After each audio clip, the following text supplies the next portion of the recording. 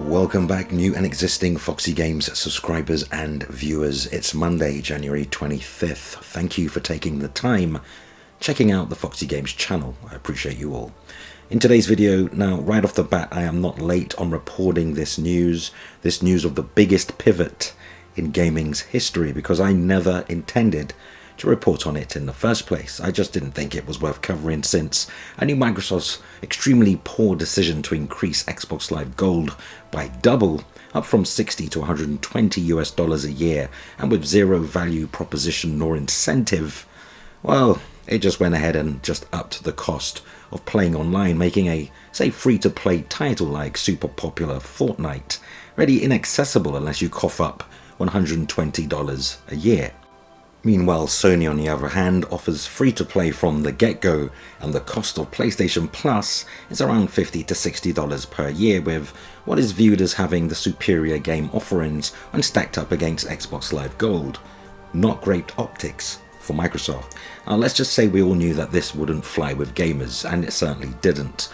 Look, no matter your platform preference, whether the price hike directly would have affected you or not, and I know we have those who enjoy exchanging platform superiority banter back and forth on the internet, and as gamers, really, when we see a bad consumer decision or bad consumer practice which ultimately affects us all in the long run, well, it's really refreshing to see we can all come together when need be. So, no sooner than Microsoft dropping the bad news on a Friday, no less, perhaps Microsoft thought, well, we'll let it all soak in and I'll have the weekend to get over it. Well, I guess not. They reversed the decision as soon as they saw the huge backlash. Even non-Xbox gamers and PC users were really annoyed with this decision, and PC gamers don't even have to pay to play online. So the long and short of it is, there will be no price change, well, at least for the time being. So here's my thing. I had Microsoft really pegged as the, pro-consumer company, considering all the things they have done unnecessarily, which, I'm sure gamers can live without the huge swath of back-compat titles and other things, but Microsoft did it anyway, which is good. So I guess had Microsoft offered something extra, perhaps more games, access to something or the other, perhaps a free movie rental every week from its store, or VIP automatic instant early access to game betas like Halo Infinite multiplayer and others. Instead, it looked like a cheap cash grab, with theories as to why Microsoft would do this flooding the internet. Some say the $7+ billion Bethesda deal had caused Microsoft to really want to recover some of that cash early on, and they chose to increase Xbox Live Gold by $60. Or Microsoft are trying to convert everyone to Game Pass, so they get that $120 out of you anyway, and Xbox Live Gold is included in Game Pass Ultimate, which is an extra premium. Whatever the reason, it was a pretty poor play by Microsoft, and the only thing they really could do was to reverse it. Here's a quote from Microsoft's Xbox Live team.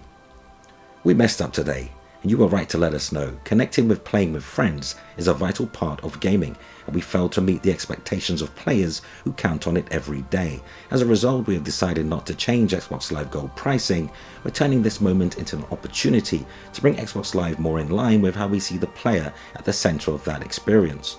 For free-to-play games, you will no longer need an Xbox Live Gold membership to play those games on Xbox. We are working hard to deliver this change as soon as possible in the coming months." And rightly so.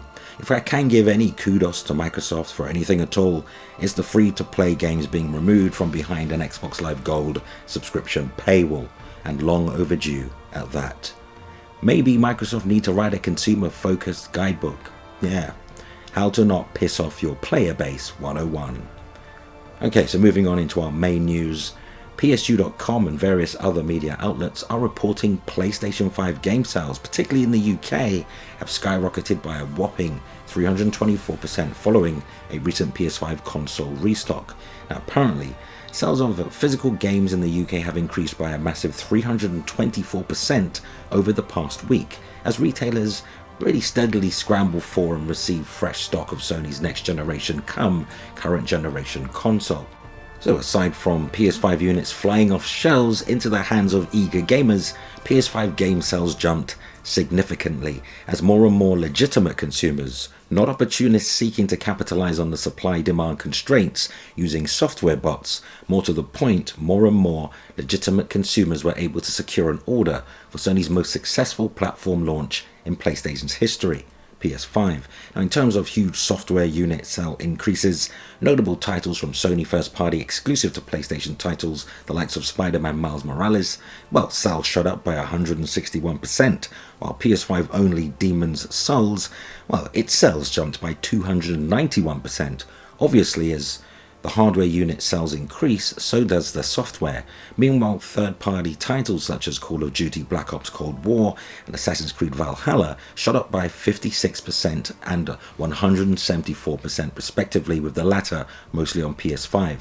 Now, the news comes following the launch of Hitman 3, which sold around 49% of its copies on the PS5 after launching across multiple formats Friday past. Retailers including Game and Amazon UK received fresh PS5 stock just last week, although they promptly sold out. No shock there. However, with regards to Game, a scalper group claimed that it had obtained around 2,000 units from the Restock. However, the retailer later responded that it was really taking measures to ensure only one order would be issued per customer. Sony launched the PS5 in the US on November 12 and in the UK November 19. The console is reported to have sold over 4 million units during its first 6 weeks on sale, which is no small feat when you consider the successes of PS1, 2 and to a degree PlayStation 3 and most definitely PlayStation 4. However, early signs show Sony is in a really good early position to push PS5's success even further than its predecessors. Though what say you? Which brings us to the end of the video. Go ahead, sound off in the comments. If you enjoyed the content, yes, hit the like button, subscribe, and yes, hit the notification bell icon to stay in the loop. You can further support Foxy Games via Patreon. You can find a link in the video's description. Thank you for your ongoing support. And always remember, play games, not corporations.